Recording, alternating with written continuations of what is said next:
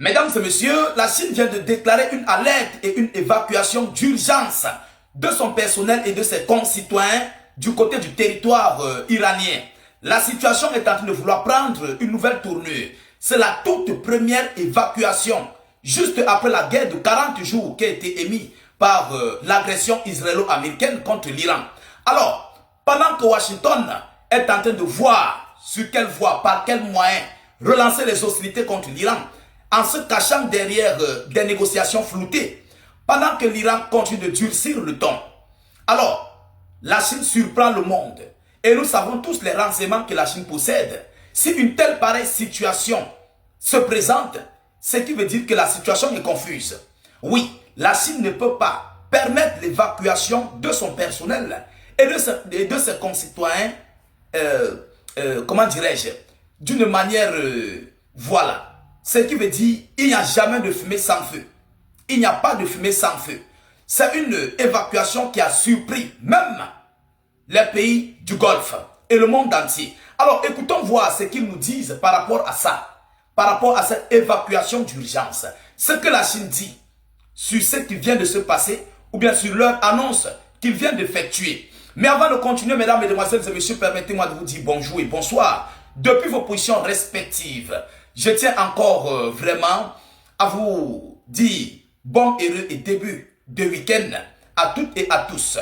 Et surtout, que Dieu nous en préserve et nous donne une santé de fer pour continuer d'épiloguer des émissions, des vidéoconférences comme à l'accoutumée. Continuez de vous abonner au maximum pour tous les nouveaux et surtout bienvenue pour tous les nouveaux. N'hésitez pas de partager la vidéoconférence au maximum. Voilà. Comme vous-même vous le savez, les intimes m'appellent état d'urgence. Et surtout, je suis heureux de vous retrouver encore ce matin dans nos multiples plateformes YouTube et Facebook, état d'urgence. Nous allons continuer dans les informations vérifiées et vérifiables par rapport à ce qui se passe du côté de Téhéran, plus précisément aussi sur l'actualité internationale, géopolitique, géostratégie. Mesdames, mesdemoiselles et messieurs, allons-y donc dans la profondeur. Mettez beaucoup de j'aime, partagez la vidéoconférence au maximum. Selon notre site de vérification, on nous dit quoi? L'information est exacte. C'est le site de vérification. Alors, la Chine a effectivement émis plusieurs alertes de sécurité et organisé des opérations d'évacuation pour son personnel, ses ressortissants en Iran au cours des derniers mois. Alors, on nous dit quoi? Réitération de l'alerte du 23 au 24 avril 2026. Du 23 au 24 avril 2026.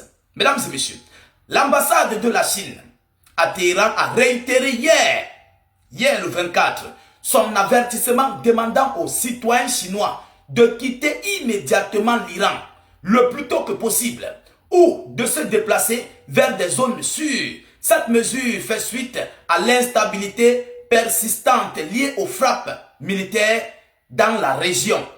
Selon l'annonce, n'oubliez pas qu'hier, il y a eu quelques explosions dans le ciel de Téhéran. D'autres disent que non, c'est un test des systèmes anti-aériens. D'autres disent que c'est l'Amérique ou Israël qui a essayé de tester le ciel iranien.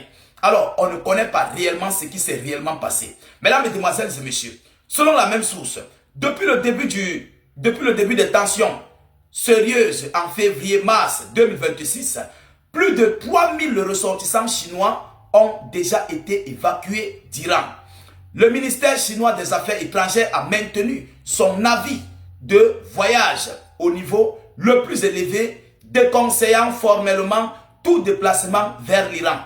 Selon l'annonce, en raison des perturbations majeures du trafic aérien, notamment à l'aéroport international Imam Khomeini, Pékin privilégie plusieurs options.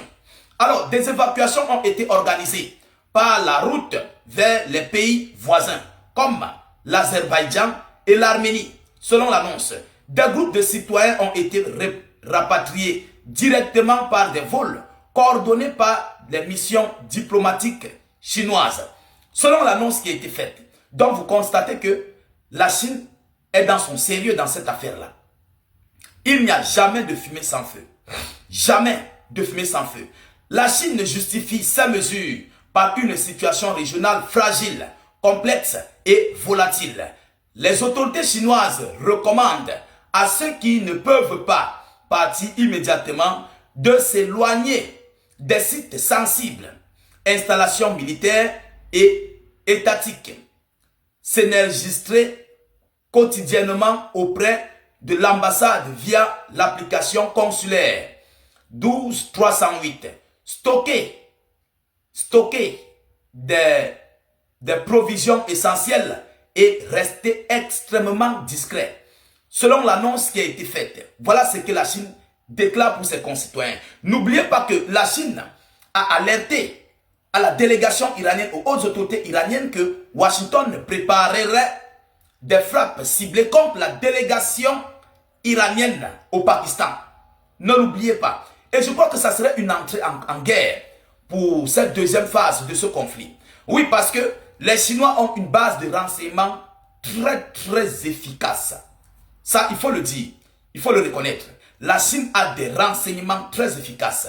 Ils ne peuvent pas demander l'évacuation de leur personnel, sachant qu'il n'y a rien. Non, s'ils le font, s'ils le disent, c'est qu'il y a quelque chose qui cloche. C'est que quelque chose ne va pas dans cette affaire-là.